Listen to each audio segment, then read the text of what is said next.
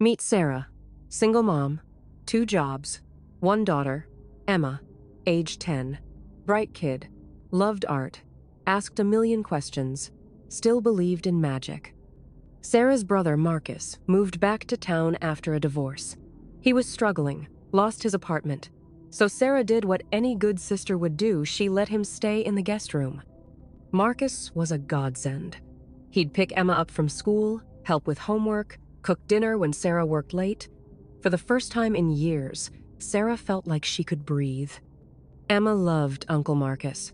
He taught her to play guitar, took her to the park, always remembered her favorite snacks, those strawberry wafers with the cream filling.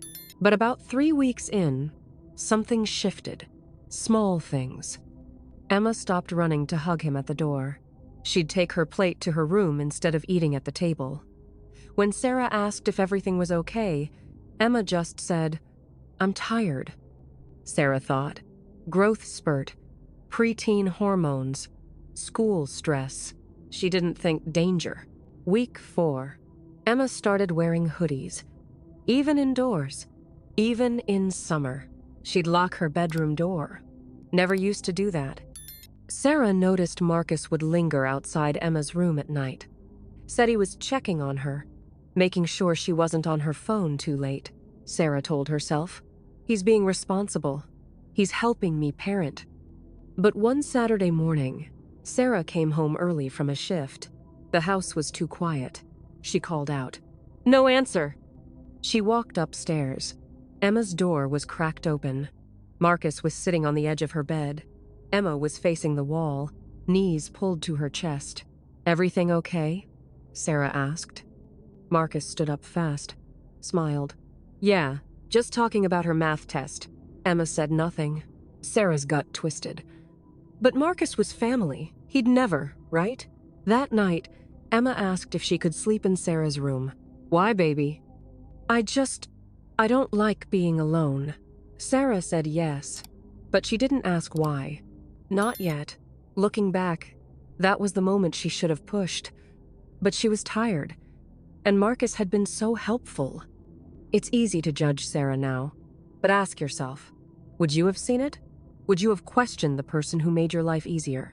2 days later, Emma left her tablet on the kitchen counter. Sarah picked it up to charge it. The screen lit up. A text notification. From Marcus. "Remember, this is just between us. You're so mature for your age." Sarah's hands went numb. She opened the thread. Her vision blurred.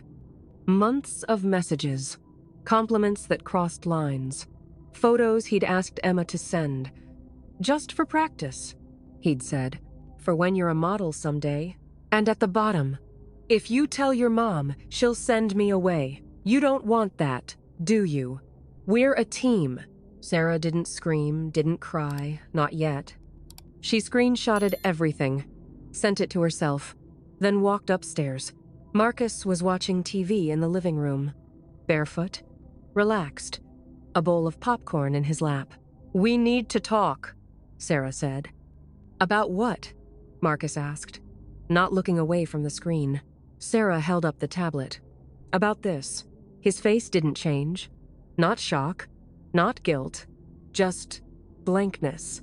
"It's not what you think," he said calmly. "Then what is it?" She's confused. Kids her age, they get ideas. "I was just trying to be supportive." He stood up, walked closer, softened his voice. "Sarah, you're stressed. You're working too much. You're seeing things that aren't there." And for a split second, just a second, Sarah almost believed him. Because that's what predators do.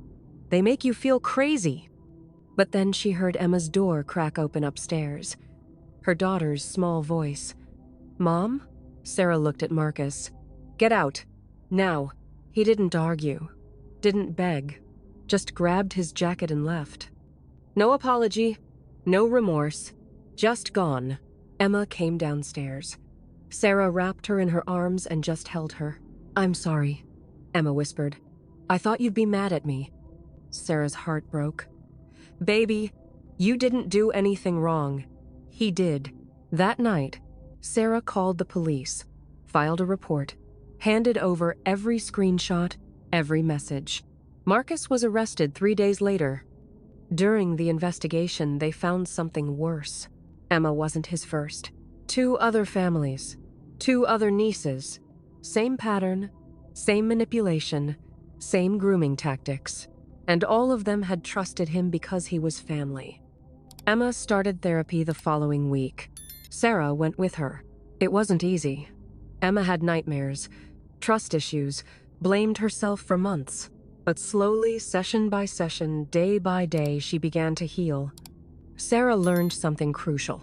Predators don't look like monsters. They look like people you know, people you love, people who help. 6 months later, Emma wrote a letter, not to Marcus, to herself. Dear Emma, you were brave. You didn't know the words, but your body knew. You locked your door. You wore hoodies. You asked to sleep in Mom's room.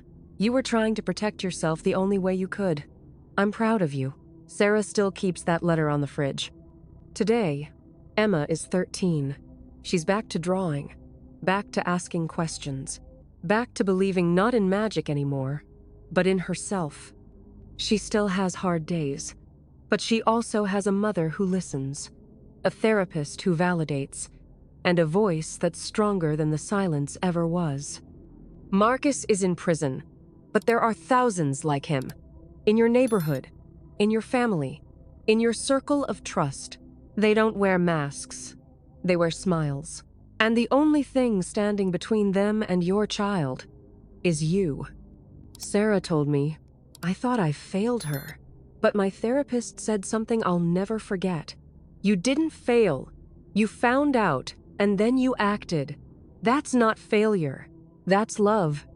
So here's my question for you. Have you had that conversation with your child? Have you checked their devices this week?